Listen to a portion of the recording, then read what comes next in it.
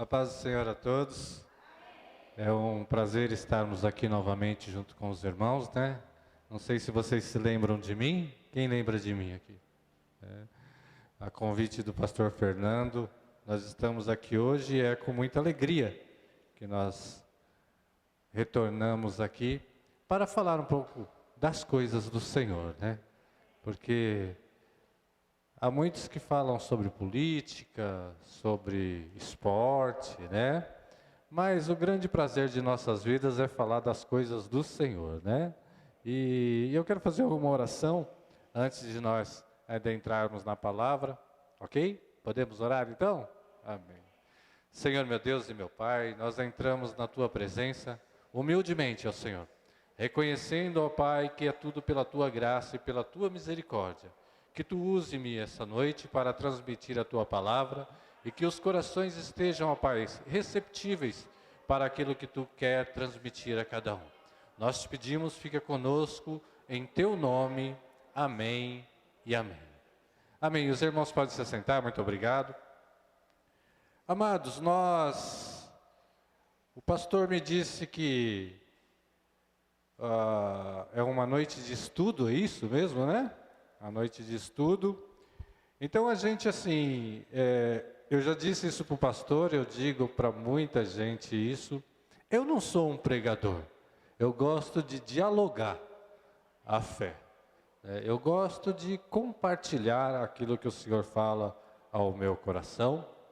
E só para ressaltar aqui que o pastor me anunciou como pastor da Igreja Evangélica Missão Nacional, não tem aqui na região, tá? Essa igreja é de São Paulo, de outros estados. É que eu vim para cá fazem 5 anos e eu continuo pastor lá do ministério. Sempre que dá, estou lá com os meus irmãos. Na verdade, quase todo mês estamos juntos, né?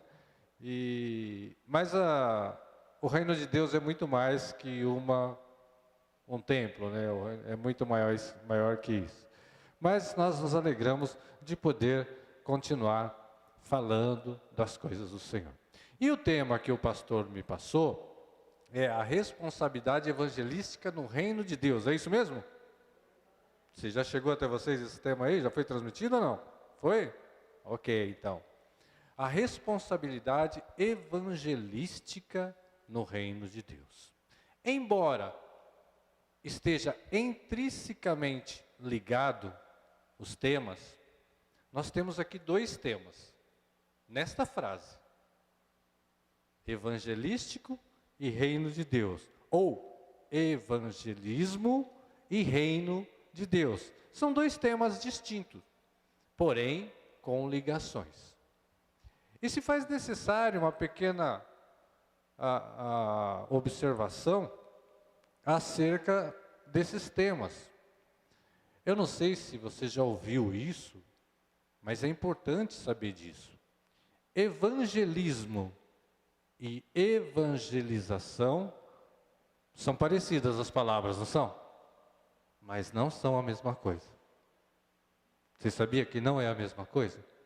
Porque evangelismo é estratégia e evangelização é conteúdo. Pastor, então me explique melhor sobre isso. Evangelização é quando evangelismo é quando você pega um mecanismo, pega um Facebook, os seus meios de comunicação e dispara lá um monte de coisas sobre as coisas de Deus, versículos, convites para que as pessoas vão até a sua igreja. São estratégias. Alguns, a gente tem aí a Marcha para Jesus, não tem isso? E são outras coisas. Temos aí o culto das irmãs, não tem? O culto de louvor dos jovens. Isso são estratégias. Para quê? Para a gente se fechar aqui, dentro dessas 4 paredes, e ficar só nós aqui cantando? Lembra-se de Pedro lá no Monte da Transfiguração? Senhor, vamos fazer 3 tendas aqui, uma para ti, uma para Elias né? E uma para Moisés. E vamos ficar por aqui, porque o negócio é bom aqui. Jesus fala assim, não é nada disso, Pedro. A glória manifestada aqui é para ser levada lá para baixo, anunciada. Então é assim, qual era a estratégia de Pedro? 3 tendinhas e ficar por ali. E qual era a de Jesus? Anunciar o reino de Deus. Ok? Já vai ganhando formato aqui o tema que foi proposto. E evangelização é o evangelho no coração. Para ele chegar e se plantar, se enraizar, é um processo. É um processo. Eu costumo dizer que o evangelho, ele não é somente um texto. Ele é uma conduta. O evangelho não é só um texto escrito que nós lemos aqui, não. O evangelho é vida, é dia a dia. Esse é o evangelho. Você sabia que Jesus não escreveu nada? E ele é o próprio evangelho vivido, anunciado com a sua própria vida, com as suas ações. Você sabia que quando Paulo escreveu suas cartas, Pedro escreveu, ainda não haviam escrito os evangelhos? Ainda não haviam escrito o evangelho. O primeiro evangelho a ser escrito foi o evangelho de Marcos. Na década de 60, já se aproximando de 70, quando o general Tito já tinha cercado Jerusalém. A invasão foi escrito num momento de conflito. Você pode ver que Marcos, ele exalta muitos milagres de Jesus, de forma ao seu leitor, o seu ouvinte, manter a fé. Então, quando a gente olha para a Bíblia e a gente quer, é uma noite de ensino, não é isso? É uma noite de ensino, então eu vou tentar ensinar aqui.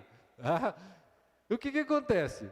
Não que vocês não tenham ensinamentos todos os dias aqui, tá, irmãos? Vocês têm um pastor que é, firme. Mas, como é noite de ensino, a gente tem que pegar alguns detalhes que fazem toda a diferença para nós compreendermos aquilo que Jesus quer transmitir para nós. Nós não podemos nos fechar em um pacote de doutrinas e ficarmos 30, 40, 50 anos na igreja sem aprender verdadeiramente o que é o reino de Deus. Ou como é que eu posso me lançar evangelisticamente, como diz o tema. Mas eu posso ser muito bom nas minhas propostas, dos meus equipamentos, dos meus métodos de alcançar a pessoa, mas e depois? E a evangelização propriamente dita? O irmão disse aqui, alguém disse aqui, que evangelho transforma. Mas pastor, como transforma? Eu vou ficar bem de vida? Eu não vou ter mais problema? Não, de jeito nenhum, muito pelo contrário. Você vai se fortalecer e entender que mesmo em meio ao vale da sombra e da morte, Ele estará contigo. O Salmo 23 é muito interessante, meu amigo. Você citou aqui. Porque na tradução que chega a nós, ele vem assim: o Senhor é o meu pastor e... No hebraico está assim, o Senhor é o meu pastor e Ele não me faltará.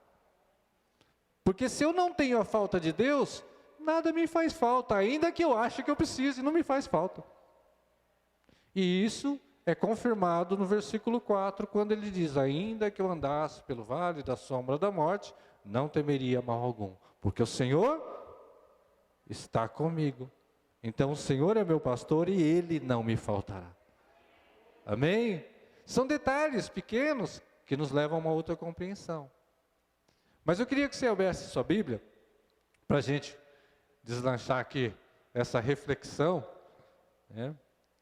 para que a gente aprenda, ou venhamos a aprender juntos um pouco mais essa noite.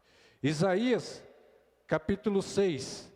Nós vamos, obviamente, falar muito dos evangelhos de Jesus, de tudo aquilo que Jesus fez, que Ele realizou, que esse é o grande foco da igreja cristã, né?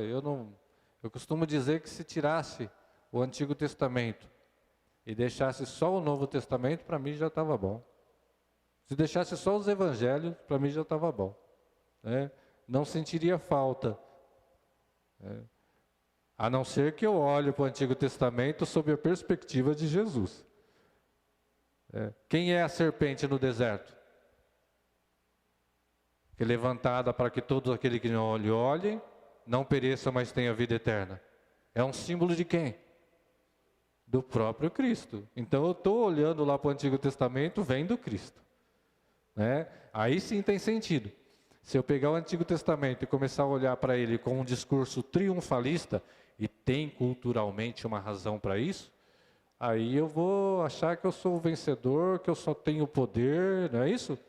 Que eu só tenho vitória, que só Deus vai só me dar vitória, né? Lembra de Tiago e João, quando eles iam passando pela aquela aldeia dos samaritanos? Lembra disso aí, né? E aí eles falam, Senhor, quer? Eles impedem, né, que eles passem, e aí ele fala assim, Senhor, quer que oremos aos céus, né? E derrame fogo e consuma todos eles? Não é isso que Tiago e João falou? Aí Jesus falou, vocês não sabem nem de que espírito você é. O que eles tinham na cabeça, João e Tiago? Se Deus, lá no Antigo Testamento, fez isso com um cara que nem era tão importante assim, chamado Josué, lá em Jericó, vai fazer agora também. Era essa mentalidade triunfalista. Vocês entendem por que eu estou falando isso do Antigo Testamento? Mas quando nós colocamos Jesus na frente, tudo fica compreensível. Nós vamos ler um texto do Antigo Testamento aqui, tá? Isaías, capítulo 6, versículo 1. Não, depois você não vai fechar sua Bíblia, tá? Você fique à vontade aí com ela, que a gente vai fazer uma reflexão nesse texto, porque esse texto é base até para as liturgias culticas. Os cultos, o andamento do culto é tirado desse texto, ok? E diz assim, ó, no ano em que morreu o rei Uzias, eu vi também ao Senhor assentado sobre um alto e sublime trono, e a cauda do seu manto enchia o templo. Versículo 2, serafins estavam por cima dele, cada um tinha 6 asas, com 2 cobriam o seu rosto, e com 2 cobriam os pés, e com 2 voavam. E clamavam uns aos outros, dizendo, Santo, Santo, Santo é o Senhor dos exércitos, toda a terra está cheia da sua glória. E os umbrais das portas se moveram, a voz que clamava, e a casa se encheu de fumaça. Então disse eu, ai de mim, pois estou perdido, porque sou um homem de lábios impuros, e de hábito no meio de um povo de impuros lábios. Os meus olhos viram o Rei, o Senhor dos exércitos. Porém, um dos serafins voou para mim, trazendo na sua mão uma brasa viva, que tirara do altar com uma tenaz. E com a brasa tocou a minha boca e disse, eis que isto tocou os teus lábios, e a tua iniquidade foi tirada, e expiado o teu pecado. Depois disto ouvi a voz do Senhor que dizia, a quem enviarei? A quem há de ir por nós? Então disse eu, eis-me aqui, envia-me a mim. Somente até aqui você pode se assentar, muito obrigado.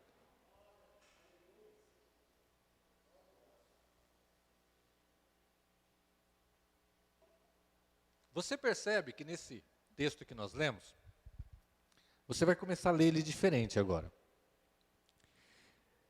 O que nós vemos no início?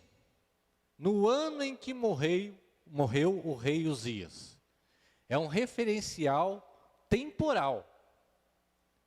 Ele não colocou aqui, ó, em 1800, ele colocou no ano que morreu o rei Uzias. Daqui a alguns anos nós vamos falar, aos nossos netos, talvez, nós vamos falar assim, ó, no ano daquela grande pandemia. Porque é um referencial de crise. É um referencial que mexeu com o povo e com a nação. Então ele cita como um referencial no momento de crise.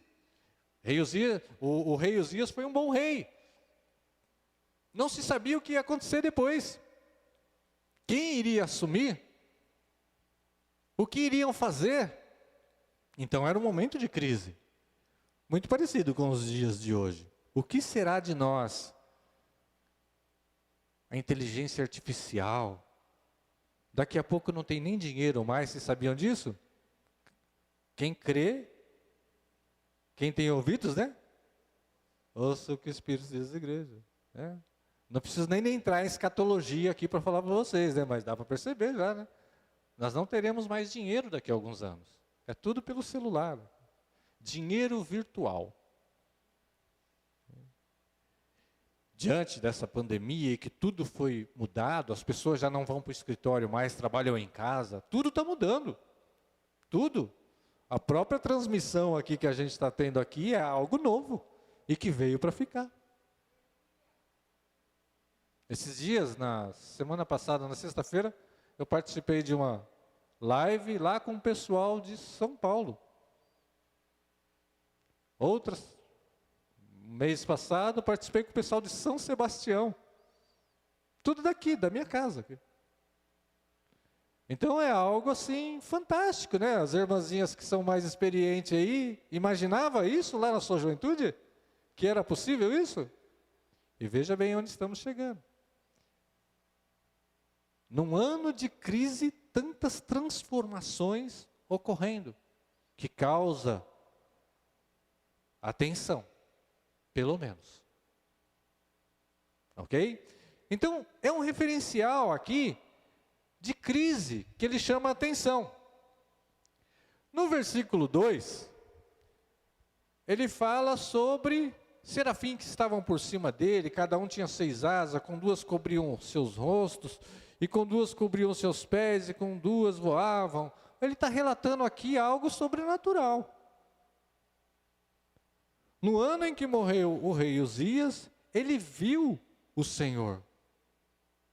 No momento de crise, ele viu o Senhor e ele presenciou o sobrenatural. E ele presenciou o sobrenatural. E aí, segue. E clamavam uns aos outros, dizendo: Santo, Santo, Santo é o Senhor dos Exércitos, e a terra está cheia de toda a sua glória. Louvor. Não teve louvor aqui agora há pouco aqui? Louvor. E os umbrais se moveram, há um mover. E a casa se encheu de fumaça. E nós sabemos que isso aqui é um referencial do Espírito Santo, né? A fumaça que se encheu na casa. Então disse: ai de mim, pois estou perdido. E aí ele narra aqui, né? Porque ele é impuro. Isso é uma oração de penitência. Quando nós entramos na casa do Senhor, né? E nós sentimos o mover de Deus, nós temos o louvor, e depois a nossa oração, qual é a primeira oração que a gente fala? Senhor, eu vim aqui para que o Senhor abençoe a minha casa, abençoe as minhas finanças, entre com providência, cure. Não, a gente fala assim, ó, Senhor, sei que sou pequeno, sou pecador, mas eu venho à tua presença. E depois tem um momento de fazer oração, pedir para Deus aquilo que nós tanto necessitamos, não é isso?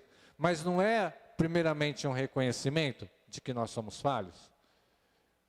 É o mínimo, né? Reconhecer que nós somos. E aí vem um detalhe, nós não somos, nós somos assim, nós não somos pecadores porque pecamos. Nós pecamos porque somos pecadores. Todos nós. Todos nós. Não tem o pastorzão, super pastor. Não tem a super irmã, o super irmão. Não tem. A Bíblia fala que todos pecaram. É de nossa natureza pecar. Mas quando nós reconhecemos isso, é aí que vem a ação divina e a purificação, mesmo em meio às nossas ações pecaminosas. Ou você acha que amanhã você não vai pecar? Depois da manhã? É um homem de Deus, ó, jejua, ora, prega, canta, mas vai pecar. E ele sabe disso. E sabe por que ele tem redenção? Porque ele reconhece que ele é fraco, pecador. Como eu, como você, como qualquer um, como vocês que nos assistem. né? Esse é um reconhecimento. O próprio Jesus falou assim: por que dizes que eu sou bom? Bom é o Pai. Chegaram para ele: bom mestre, por que dizes que eu sou bom? Bom é o Pai. Ele mesmo disse. E aí, seguindo aqui, meus amados, reconhecer o pecado, que faz parte de nossa natureza, ou a condição de pecador, né? Porém, um dos serafins voou para mim, trazendo na sua mão uma brasa viva, que tirara do altar com a tenaz. Daí vem a purificação. Simbolismo aqui da purificação. E com a brasa tocou a minha boca e disse: eis que isto tocou os teus lábios, e a tua iniquidade o tirara, e expiado estão os teus pecados. Depois disso ouvi a voz do Senhor, que dizia: a quem enviarei? A quem há de ir por nós? Então eu disse: eis-me aqui, envia-me a mim. Mudança a partir da palavra de Deus, porque ele ouve a palavra de Deus, a voz de Deus, e ele então tem uma mudança. Ele tem a purificação, ele está ali no momento de mover do Espírito, no momento de crise ele vai, se envolve no mover do Espírito, é um culto isso aqui. Aí depois ele ora, falando que ele é indigno. Tem o momento do louvor. E aí tem um momento em que Deus fala, a pregação da palavra, né? E aí depois que tudo isso termina, tem o quê? Fica tudo certinho, acabou, amanhã a gente volta para o culto? O momento do envio. E é aí que entra a situação do evangelizar. Marcos, no capítulo 16, versículo 15, ele diz assim lá, ó: ide por todo mundo e pregai o evangelho. Há um grande equívoco aí.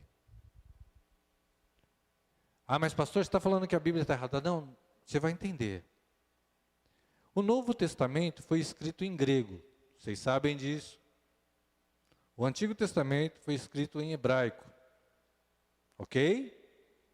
Quando fizeram a tradução, primeiramente para o latim, depois para o alemão, ou melhor, para o latim, primeiramente os católicos, depois Martim Lutero fez a tradução para o alemão direto do grego, o Novo Testamento. Quando fizeram a tradução, depois veio a tradução para o inglês, e a tradução para o português, etc. Quando foram fazendo essa tradução, a expressão pereuomai, que é essa expressão em grego, que significa indo, ela foi traduzida no imperativo, ide. Imperativo é uma ordem. Deixa tudo e vai. Acontece que nos textos originais estava no gerúndio, indo por todo o mundo anunciar o evangelho. Então, qual é o grande projeto de evangelização? No dia a dia, na vida, indo com seus afazeres, com a sua dignidade lá no trabalho, como pai de família, como mãe de família, como filha, como filho, como amigo, como todas as atividades humanas. Na oração de Jesus, ele falou assim: Pai, eu não peço que você os tire do mundo. Não é isso na oração sacerdotal que Jesus fala? Nesse sentido, você tem que viver a sua realidade de vida. E como é que se dá o processo de evangelização? Muitas vezes sem usar uma palavra sequer. George Whitefield, um grande pregador do século XVIII para XIX, ele falava: pregue em todo o tempo. Não me lembro agora se foi ele ou se foi John Wesley, mas um dos dois disseram: pregue em todo o tempo. Se necessário, use palavras. Por que eu citei essa passagem de Isaías? Porque nós vemos que é um momento de crise, é um momento de transformação, e é um momento de envio. Aí eu citei Marcos. E Marcos diz, traduzindo de forma correta, indo por todo mundo anunciar o Evangelho. Lógico, quando ele escreveu isso, Marcos, ele estava numa situação de cerco de Jerusalém, as pessoas estavam indo embora, os cristãos já estavam saindo de Jerusalém, os judeus estavam fugindo para Massada, uma cidade fortificada, que posteriormente veio a cair. Os cristãos estavam se lançando para os lados da cidade de Petra, de forma a fugir da invasão romana. E o que acontecia? Eles estavam indo, viajando pelo mundo. Mais tarde, Paulo vai chegar a Macedônia, levando o Evangelho pela primeira vez na Europa. E lá ele encontra Lídia, num sábado pela manhã, né? E ali o Evangelho começa a se propagar na Europa. E mais tarde veio chegar até nós. Há uma história atrás de tudo isso. Então é assim, nós não precisamos deixar de sermos seres humanos normais. Não. Você não precisa de um patrão de repente chamar você para fazer hora extra, que ele está precisando de você lá, e você fala assim, não, eu tenho que ir. Vamos refletir. Ou aquela esposa que fala para o marido, né? Não estou querendo ser machista aqui não, vou falar dos maridos também, hein? Não vou fazer o jantar porque eu estou indo para a igreja. Ou o marido, estou indo para a igreja, não dá nem um beijo na esposa, nem fala bom dia, nem boa noite. Vocês entendem que o indo é diferente do id? É indo, é anunciando. Quer o maior exemplo disso? Onde é que Jesus falava do reino de Deus, anunciava as boas novas do reino de Deus? Geralmente, à mesa, com um monte de gente ao redor, comendo e bebendo. Pode ver. Todas as vezes que estavam falando e anunciando, Jesus estava sentado à mesa, partilhando o alimento, num momento de confraternização. Jesus morou na casa de Pedro.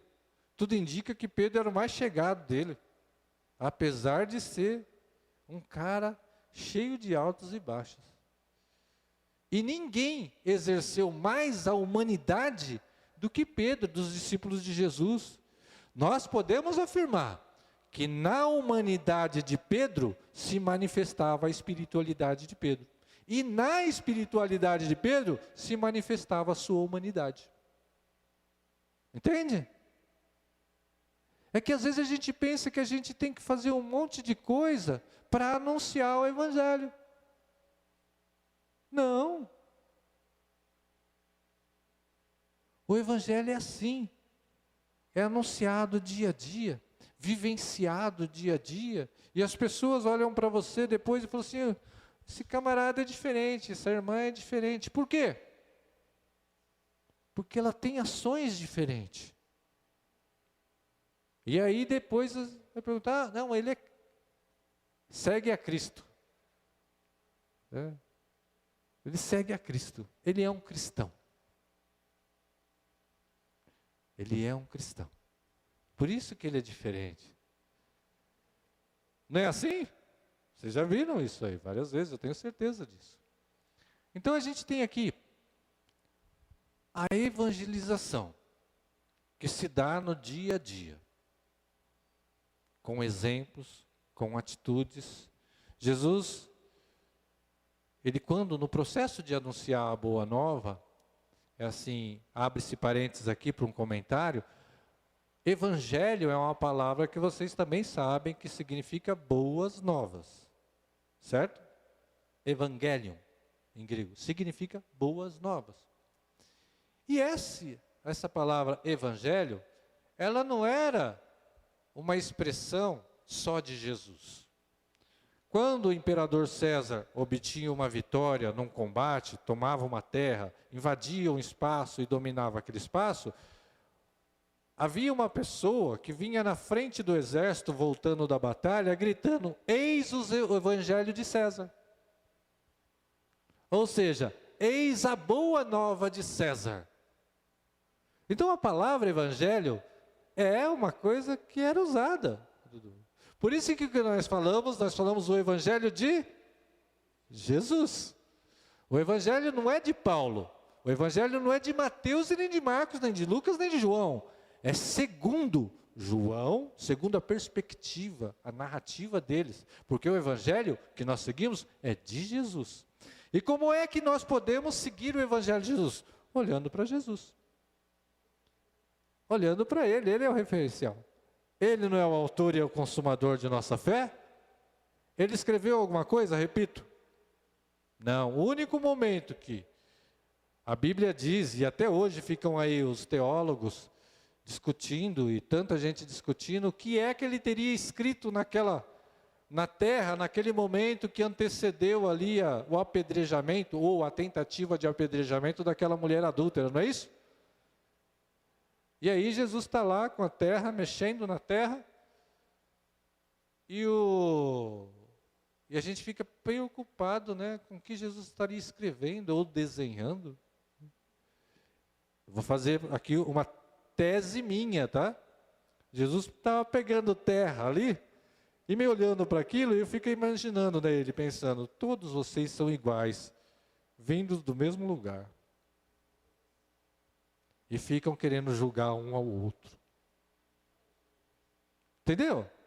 É simples, o evangelho é simples.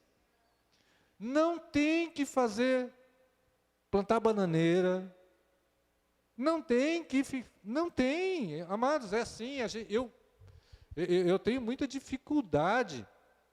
Eu sou teólogo, os irmãos sabem, tenho livros lançados, mas não estou falando isso para me engrandecer, mas só para vocês entenderem que eu tenho uma grande dificuldade, falo sobre o assunto, tenho livros que falam sobre o assunto, de ficar nessa, de discutir predestinação e livre-arbítrio.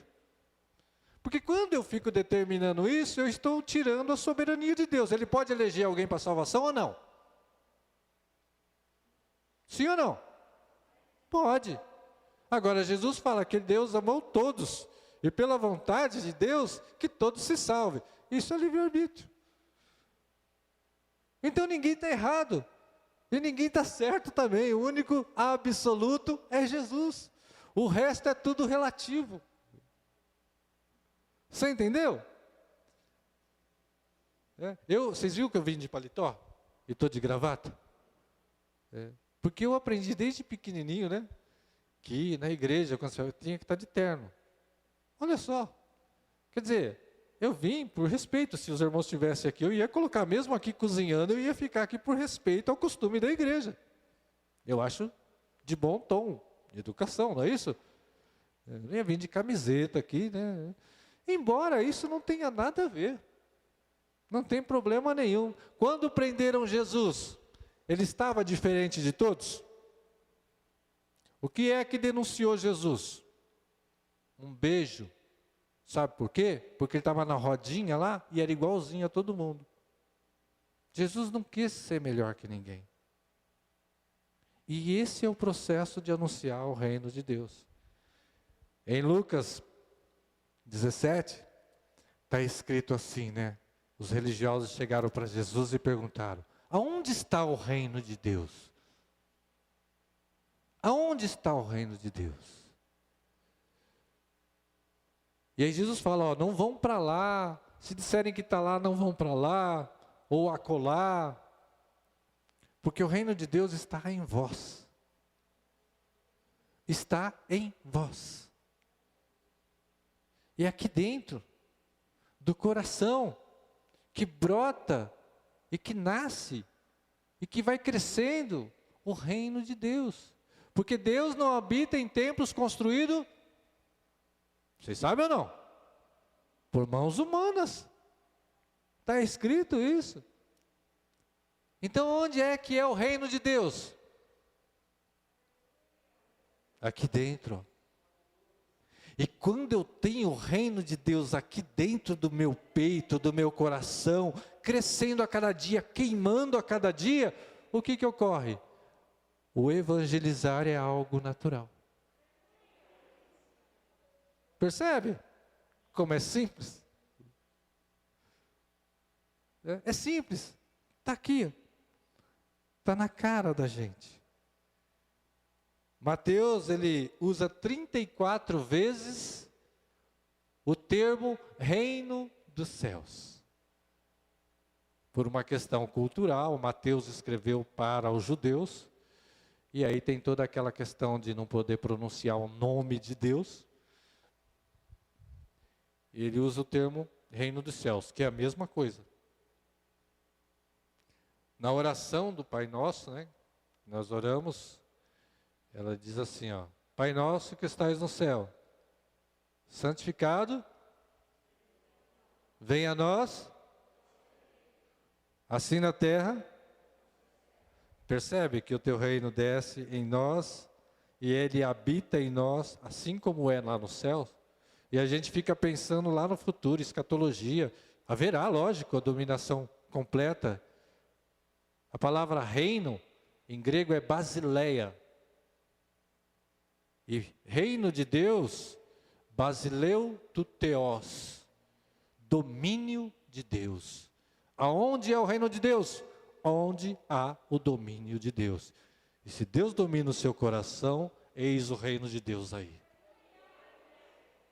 Mas como é o reino de Deus, pastor Heitor?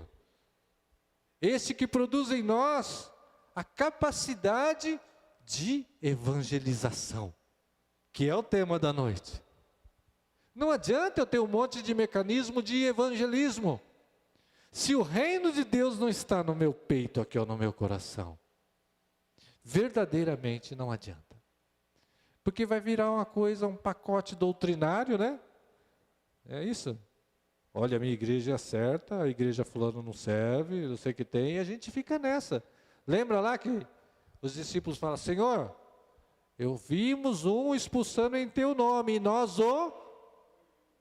Por quê? Volta um pouquinho os versículos atrás, que esse homem que estava com o filho endemoniado lá, ele rogou aos discípulos que expulsasse o demônio. E os discípulos não conseguiram. Olha o texto inteiro para você ver. Daí eles chegam para Jesus e falam, ó, nós impedimos.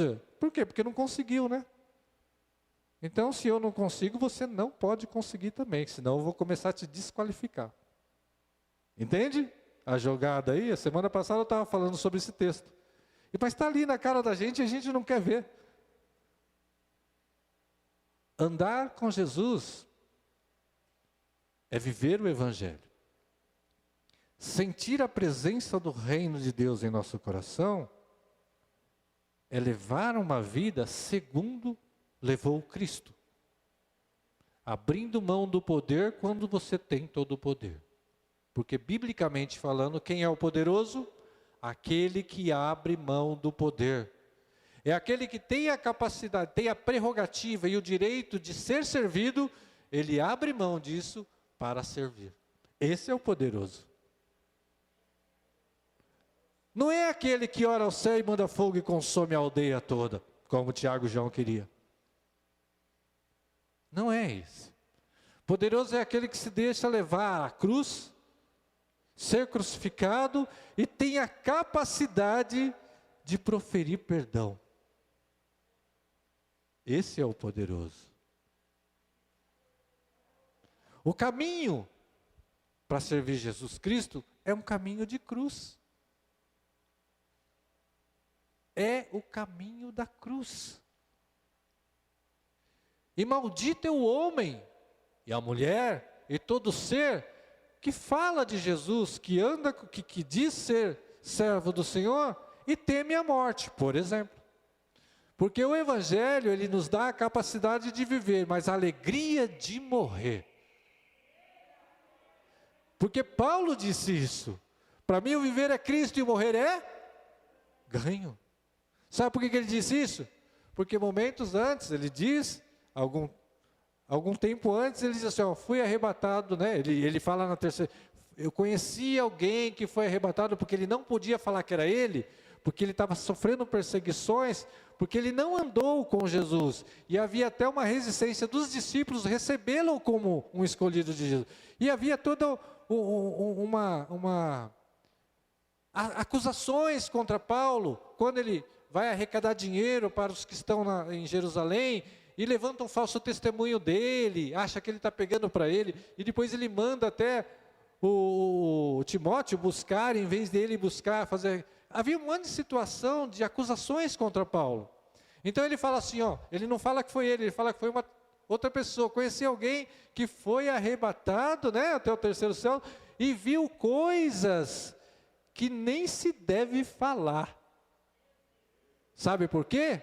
Porque eram maravilhosíssimas, e muita gente ia querer tirar a vida para chegar lá. Você entende que o evangelho é diferente? O evangelho é morrer para se ter vida? É perder para se ganhar? Entende? Então glorifica a Deus quando você estiver passando por dificuldade, como diz a canção, né? Passe cantando. Tem uma canção, né, que os meninos não estão aqui. E eu também não vou pegar no violão agora não. Mas ela diz assim, não vou calar meus lábios, vou profetizar, manifestar a graça e abençoar a quem Deus quer libertar. Sobre tua vida vou profetizar, nenhuma maldição te alcançará. Sei que Deus tem para ti um manancial, cujas águas nunca cessarão. Segue assim a canção, por quê? Porque esse é o grande desejo, de anunciar esse amor que o meu coração está cheio, que é onde Deus habita. A expressão monai, em hebraico, significa morada ou habitação de Deus.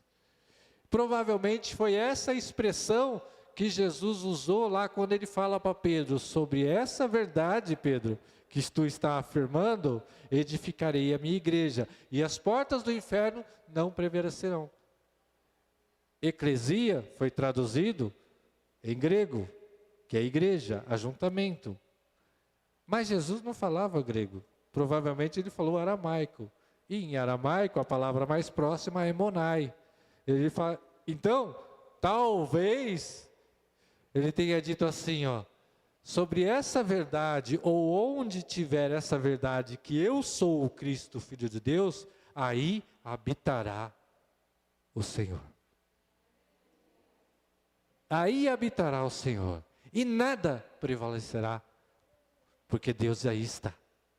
Habitará aí, monai, a habitação de Deus. Então, meus amados, caminhando aqui para o final, que eu acho que eu estou sem ver o reloginho ali, não tem, e eu não sei nem até que hora que vai, mas me falaram que até as 2:30 da manhã, né? Mas eu já vou caminhar para o final aqui.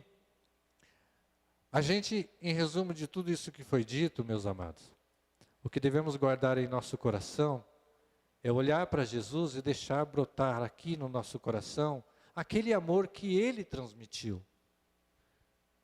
Com a prostituta, com aquele homem que estava lá há 30 e tantos anos lá, à beira daquele tanque, e ninguém ajudava ele, e Jesus vai ao encontro dele.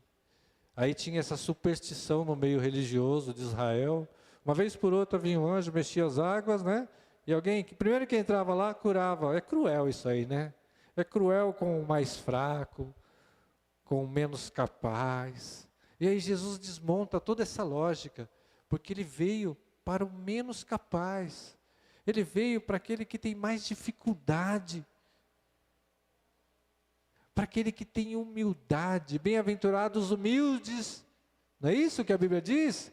Por que bem-aventurados humildes? A palavra humilde ou humildade, ela vem da junção de duas palavras, humus e umidade. Você sabe o que é humus?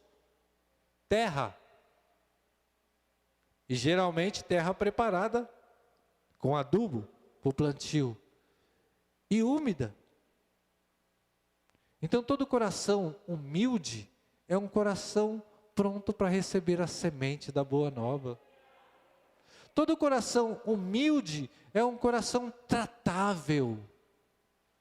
Ele não tem arrogância, ele está disposto a aprender, a rever, a repensar, a partir de uma explicação, a partir de uma expressão de amor, de carinho. Agora o arrogante não. O arrogante não entende a cruz. O apóstolo Paulo, em sua primeira carta, ele fala lá, que a cruz é, para os gregos, loucura. Eles não conseguem compreender, porque eles eram os mais sábios da época.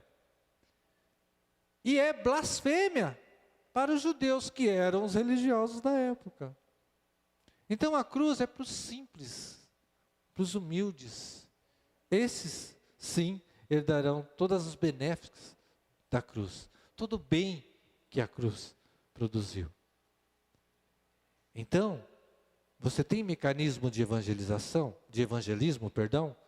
Ótimo, muito bom. Que Deus continue te conservando assim. Você é um cara que tem muita grana? Que bom que essa sua grana seja para o seu sustento, mas para engrandecer o reino de Deus, porque é só por isso que você tem isso. Entendeu? Não é para acumular. Você sabe o que a gente deve acumular nesse mundo? Tudo aquilo que a gente possa levar. Tudo aquilo que a gente possa levar. Porque se você não puder levar, é melhor não acumular, porque a traça, a ferrugem, vai consumir tudo, inclusive o seu coração, aonde Deus poderia habitar. Então, se você tem mecanismos, tem meios, dons, eu toco bem, eu canto bem, eu falo bem, que isso seja para a honra e glória do Senhor, para que você manifeste o amor de Deus, que já dominou o seu coração, a todos, sem distinção. Não julgue, porque Ele, podendo julgar, não julgou, perdoou. Entende? A gente não tem essa mania, como religiosos, de acusar, olha, não pode, isso não pode, isso não pode. Amado, se eu fosse falar aqui alguns temas, eu seria acusado de herege. Mas está aqui, eu provo aqui, que está aqui. E a gente quer pegar Deus. Alguém disse aqui que Deus é muito grande, né? Tão grande. Salmos 19, se eu não me engano, fala assim que uma noite faz declaração a outra. Os montes anunciam a grandeza de Deus. Imagina um dia conversando com outro, falando sobre a grandeza de Deus. Imagina. É lógico que é uma metáfora, mas para se referir à grandeza de Deus. Eu tive um professor na faculdade que ele falava assim, que Deus é tão grande que ele não se cabe em si próprio. Ele transborda em três, Pai, Filho e Espírito. Ele é tão grande que ele transborda assim em três. E às vezes a gente quer pegar Deus e colocar, não é desqualificando a Bíblia, porque ela é a base para nós conhecermos a Deus, mas quer prender Deus dentro da Bíblia. Se não tiver aqui, Deus não faz. Quem disse isso para você? Se Jesus falou que Deus vai muito além de todas as Escrituras. Jesus ensinou a Nicodemos, que sabia tudo das Escrituras. Você tem que rever tudo, Nicodemos. Você tem que repensar. Você tem que repensar, nascer de novo para você compreender o reino de Deus. E a nós, pequeninos, que não somos Paulo, não somos Tiago, não somos João, somos privilegiados, porque Paulo, Tiago, João, outros, Timóteo, eles não tinham todo o conhecimento que nós temos. Quando Paulo escrevia, Paulo não tinha os evangelhos para ler, nós temos. Paulo e todos os discípulos não tinham os relatos históricos de Flávio Joséfo e de outros historiadores contemporâneos de Jesus, que narram situações. E nós temos. Então não se julgue pequenininho. Você é importante, você é a habitação de Deus, é o monai de Deus. E talvez você não tenha mídias e um monte de coisa para evangelizar, mas você tem a sua própria vida, que é luz em meio às trevas. Então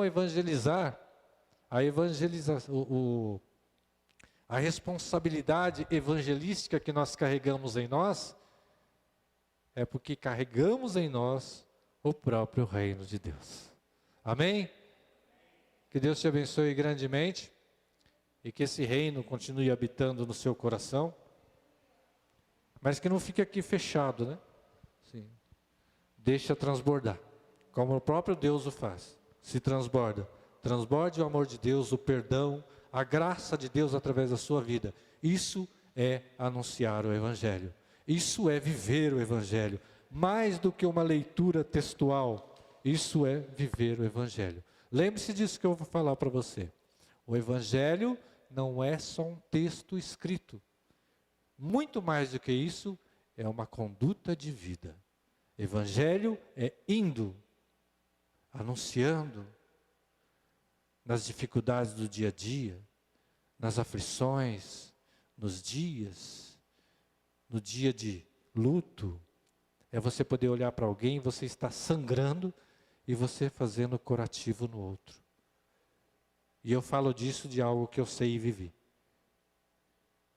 Então você, anunciando o amor, enquanto está recebendo ódio. É assim. E essa vida vai passar, e nos encontraremos lá com o Senhor, e receberemos, eis, bem-vindo, benditos de meu Pai. Amém? Se você puder, aplauda ao Senhor.